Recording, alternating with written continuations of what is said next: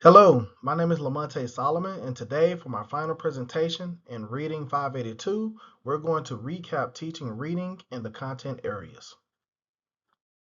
What was learned? The main thing I learned is how the brain works. Understanding that information begins in the back of the brain with letter and word recognition and makes its way to the front to speech. In the middle is where a lot of disconnect happens with the inability to sound out symbols or words and lacking understanding.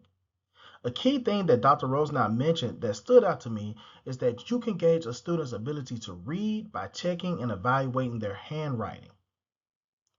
With understanding how the brain works, I realized how it truly is every teacher's responsibility to assist in reading. Reading is a factor across every subject where students have to somewhat code switch with how they process information and gain deeper understanding. I think a lot of teachers, especially new teachers, typically home in on our subject for survival and overlook this. Another thing I learned is that students comprehend vocabulary better when it's chunked and taught clearly and precisely.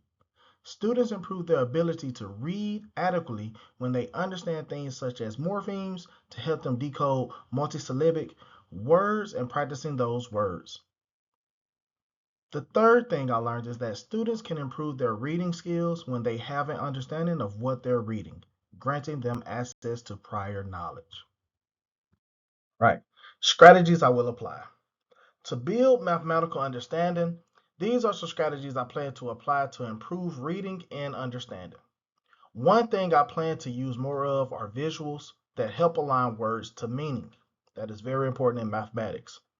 With QAR, I learned that strategic questioning before, during, and after readings is a way to help guide and improve students' understanding.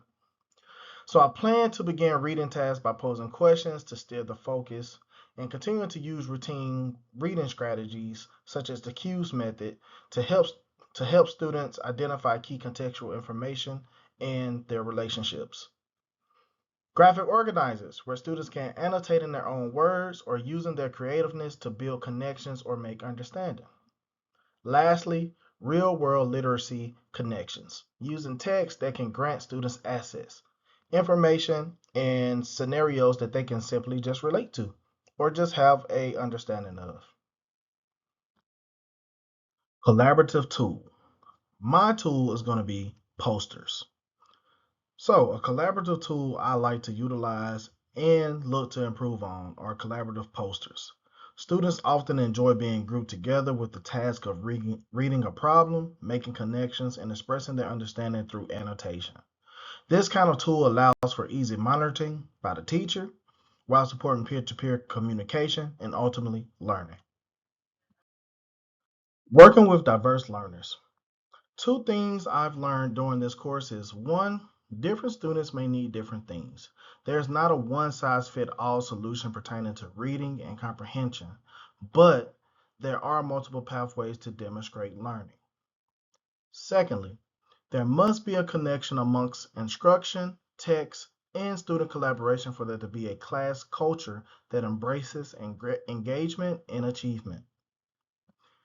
Thank you for tuning into my teaching, reading, and the content areas recap. I hope you were able to take away some valuable information and enjoyed this presentation.